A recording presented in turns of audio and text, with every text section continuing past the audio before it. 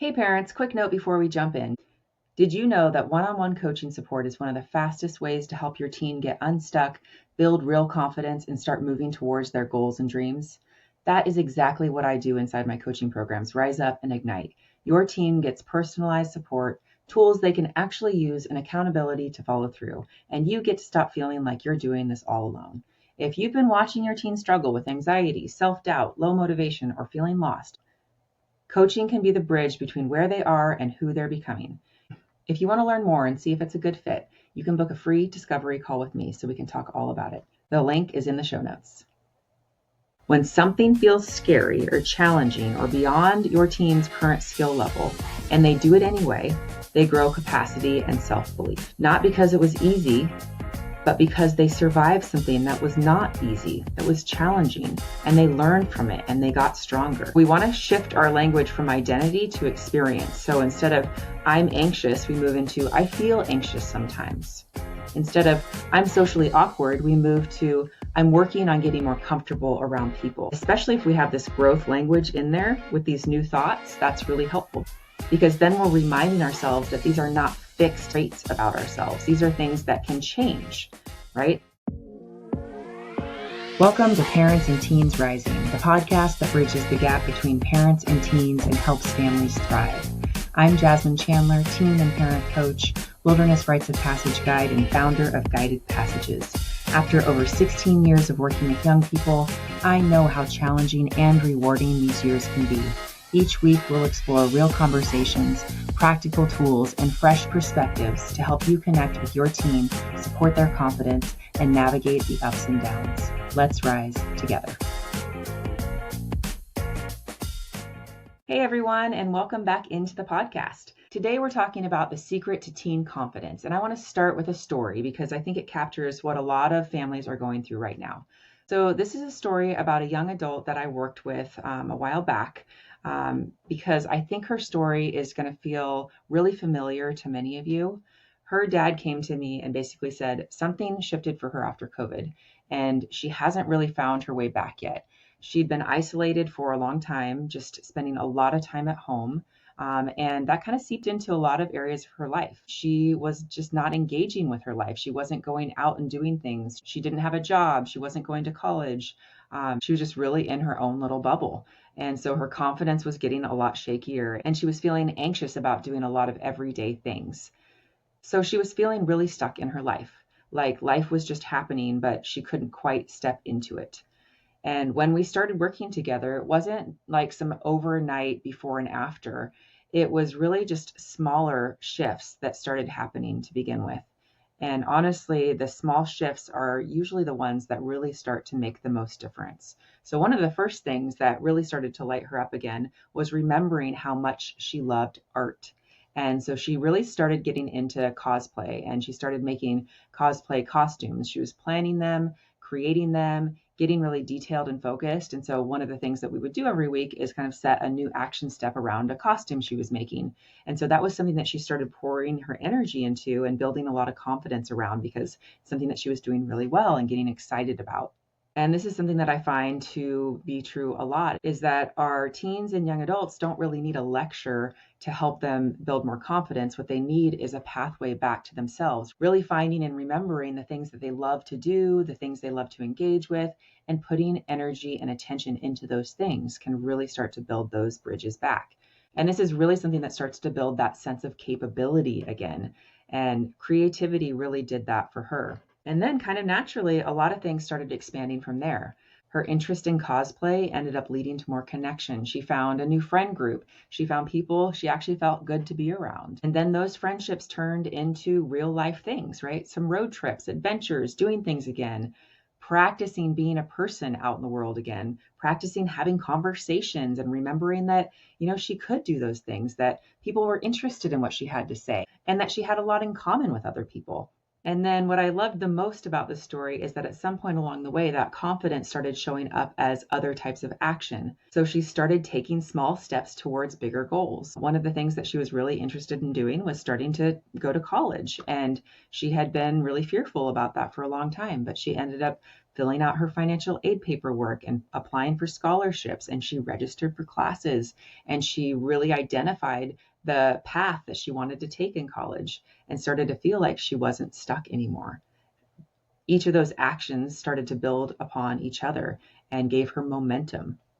And after she and I were finished working together after our 3-month program, what her dad said was that after working with me, that he started to see her once again having fun and finding her way back to becoming a young adult. And that's what we're talking about today, because that is real teen confidence. It's not perfection. It's not having zero anxiety. It's really that internal shift where they start trusting themselves enough to move forward again. So confidence isn't just a mood, and it's not a pep talk, and it's not something your teen either has or doesn't have. It's actually something that we can build, one choice, one skill, one courageous step or rep at a time. So I'm going to break this down today into 5 core confidence skills that I teach the teens that I work with in my programs, because when these 5 steps start to click, everything really starts to change from there. Okay, so the first secret to teen confidence is that your teen needs to understand who they are and what they value. Because when a teen doesn't know who they are yet, which is really normal, but they often will let the world tell them who and what they are, who and what they love. This could be friends, social media, school pressure, whatever gets approval. And that becomes their compass for where they guide their ship every day, right? It's not about what they want or who they are or what they're really good at. It's about what other people think they should be doing or what they're seeing out in the world that gains acceptance or belonging. And so they start to try to build themselves up around other people instead of who they actually are inside. But confidence really grows when your teen has an inner anchor or a sense of, even if people don't like this, or even if I'm still figuring things out, I know what matters to me and what's most important to me.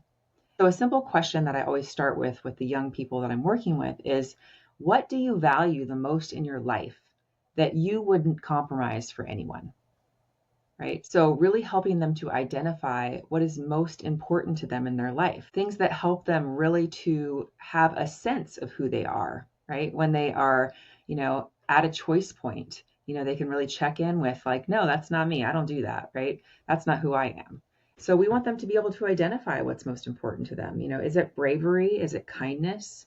Is it honesty, adventure, curiosity, growth, loyalty, creativity, right? Having them really narrow down their top core values can really help to shape how they move through the world and how they see themselves. So when they can name their values, they start making choices that match who they want to become.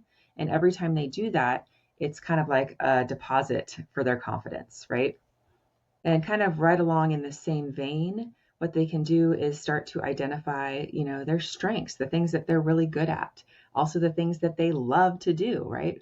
What do you love to spend your time doing? What would you like to spend your time doing more of? Right? Maybe you're really into sports, or you're really into art, or you're into theater, or maybe you're really good at cooking, right? So really identifying the things that you have some skills at, that you're interested in, that you're passionate about, that all becomes part of this picture of who I am as a person. And when I know that, I can move through the world saying, yeah, this is who I am. I'm someone who is a really great cook. I really value kindness. I think it's really important to challenge myself.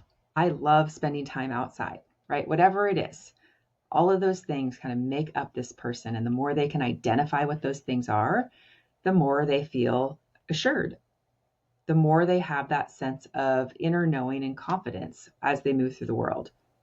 And so when they're presented with, friend opportunities or extracurricular opportunities or jobs or whatever it might be, they have a lot clearer sense of whether or not it's a right fit for them. And once a teen starts building that inner anchor, the next thing we work on is the voice inside their head, because identity is so powerful, but self-talk can either reinforce it or tear it down daily. So the second secret to teen confidence that we're going to talk about is mastering positive self-talk. All right, so your teen is talking to themselves all day long, right? And the question is it supportive or is it mean? because self-talk affects everything: motivation, mood, willingness to try, ability to recover from mistakes, and so much more, right? And it's not that we're moving towards fake positivity, right? Or just telling yourself these things that you absolutely do not believe, because our brains in general are too smart for that, but teens' brains are absolutely too smart for that, right? There's no way they're going to believe something that doesn't feel true to them. And so we make little bridge thoughts, right? Things that are believable to them. So instead of saying, I'm so amazing, right, which is too big of a stretch, it'd be more like, this is really hard, but I can take the first step. Or I can figure this out. Or even, I don't have to be perfect to start this. Or they can say things to themselves like, I can ask for help, or I've done hard things before. So these are things that are really believable, right? It's absolutely believable that I have done hard things before, or that I can ask for help. And so this is where confidence actually starts to grow, is when a teen starts hearing a voice inside of them that says, I've got you, instead of you're a mess. And the first step with this one is really just to have them start to notice their voice inside their head, because thoughts are running all the time, constantly. And usually they're unconscious, but they are impacting everything. They're impacting their emotions and their actions and their outcomes all day long. And so the first thing I really do with the teens I work with is helping them to just start noticing, what is that voice saying in your head? Is that voice, beating you up all the time?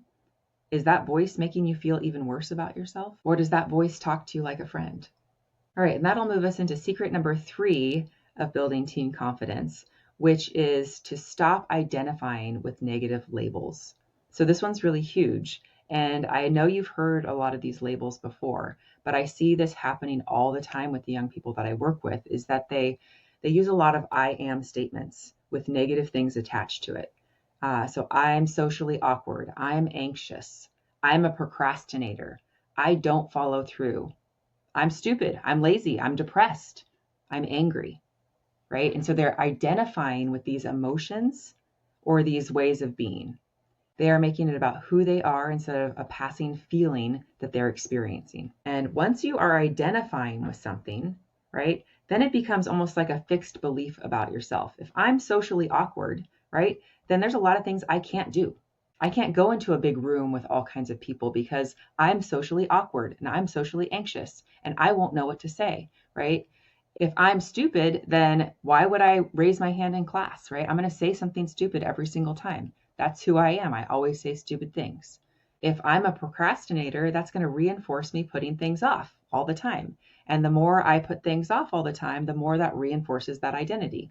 And so we really want to be so intentional and careful about the labels that we put on ourselves. And this is so true for all of us, but it's really important for our young people, because they are forming their identities right now. These are prime years of really forming who they are, making sense of themselves in the world. And so being really intentional about how they identify, because once something becomes an identity, their brain is going to start trying to prove it's true all the time. Our brains always like to make sense of reality. They like to be right. And so if I'm saying that I'm a procrastinator, it's going to give me lots of evidence to show that that's true. Or if I'm saying that I don't follow through, it's going to show me how I don't do that all the time and reinforce that for me. Okay. So we want to shift our language from identity to experience. So instead of I'm anxious, we move into I feel anxious sometimes. Instead of I'm socially awkward, we move to I'm working on getting more comfortable around people. And especially if we have this growth language in there with these new thoughts, that's really helpful, because then we're reminding ourselves that these are not fixed traits about ourselves. These are things that can change, right? The reminder that we have something that's called neuroplasticity, that our brains are constantly able to change and adapt as we practice new habits, as we try new things, and as we believe in our own ability to change, we can make those changes. So instead of I'm a procrastinator, we want them to think thoughts like I've been avoiding things lately, but I'm practicing starting earlier. All right? Because when it is a passing emotion or a passing experience, we understand that it can change, right? I am not angry. I'm feeling anger right now, right? Emotions are passing. They're not who I am, right? They are impermanent, just as experiences are impermanent. And we can always change. We can always grow. We can always evolve. So we only want to identify with things that help us to grow in the way we want to grow. And these things aren't just semantics, right? This is how we create that inner confidence. Because when it's an experience, it can change. But when it's an identity, it feels permanent. And we don't want them to identify with negative, permanent emotions and experiences. All right, so now we've got identity and we've got self-talk and we've got language, but confidence isn't just inner work. Confidence also comes from something really simple and really uncomfortable, which is doing hard things. So secret number 4 to teen confidence is doing hard and uncomfortable things on the regular. So this is where their confidence really starts to become real. Confidence is built through evidence. It's built through proof and it's built through lived experience. When something feels scary or challenging or beyond your teen's current skill level, and they do it anyway, they grow capacity and self-belief, all right? Not because it was easy, but because they survived something that was not easy, that was challenging, and they learned from it and they got stronger. Anytime we do something that's outside of our comfort zone, outside of our regular habits and the things that our brain has deemed as safe, right? Even if they're not that safe because they're familiar. Anytime that we move beyond our comfort zone, beyond our regular habits, anytime we go beyond that, we face into uncomfortability and fear. And when we go through that uncomfortability and fear and we get to the other side, what happens is that our comfort zone expands and we now have more capacity for things that we didn't have capacity for. So if your teen is, really scared about going to class, maybe they've been dealing with a lot of anxiety. They've been having a lot of anxious thoughts and feelings. And so they're feeling scared about going to class. If they go to class for 5 minutes, even if they take that drive all the way to school, they get out of the car, they walk into that class and they sit there for 5 minutes, right? All of a sudden, they have done something really hard and challenging. Even if they don't make it through the entire class, they have just grown their capacity. They have just grown their confidence because now they know they can drive all the way to campus, they can get out of the car and they can go sit in that class. And then the next time they can do it a little bit more, right? Because they've already been putting in those reps to do that, right? So there's lots of little brave actions they can take depending on what it is that brings up fear and uncertainty for them. So it could be sending an email to a teacher or raising their hand once in class or applying for a job or showing up for a job interview or going to a practice even when they feel really insecure that day. Or maybe it's just starting a hard assignment that they're worried about and putting 10 minutes in. Or it could even be joining a club and staying for 30 minutes. Every time they go try that thing, they are actually building up their confidence, building up their strength, building up their ability to do the next hard thing. And it's not about forcing your teen into overwhelm or panic. It's about consistently doing one uncomfortable thing that expands their belief that they can handle hard things. And this is one of the reasons I absolutely love doing backpacking rites of passage trips with young people, because it is a huge stretch. Many of them have never camped before, let alone hiked into the backcountry carrying all of their things on their back. Many of them have never been away from their home or away from their parents or away from their cell phone or away from their friends.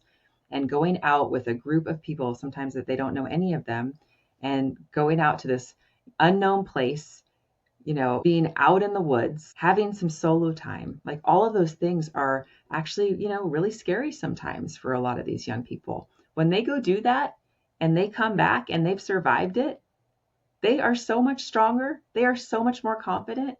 They now can do something they never thought that they were even capable of sometimes, especially kids that are dealing with, a lot of anxiety or things like that. Like I've brought kids out before that have a lot of anxiety, and them being able to just take those breaths and just take the next step and then the next step and just get to that next point and then ultimately make it through 5 to 7 days out in the wilderness. Like that is actually life changing, right? When they realize what they are capable of, that grows their confidence so much. All right, and that's going to move us into our final secret of teen confidence that I'm going to share with you today. This is obviously not an all-inclusive list. There are other ways that we can build teen confidence, but I'm just covering these 5 today. The last point is that they need to surround themselves with positive people and influences. So confidence does not grow well in a toxic environment. So if your teen is surrounded by friends that put them down, group dynamics that make them feel like less than everyone else, or social media stuff that triggers a lot of comparison, or maybe constant criticism without connection, that even if they're doing all the things right on their end, they're still going to feel pretty terrible.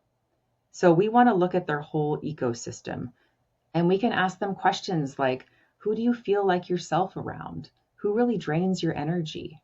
What activities make you feel capable and alive? What influences kind of make you spiral into negativity? And maybe you've heard of that expression where they say you are the average of the 5 people you spend the most time with in your life.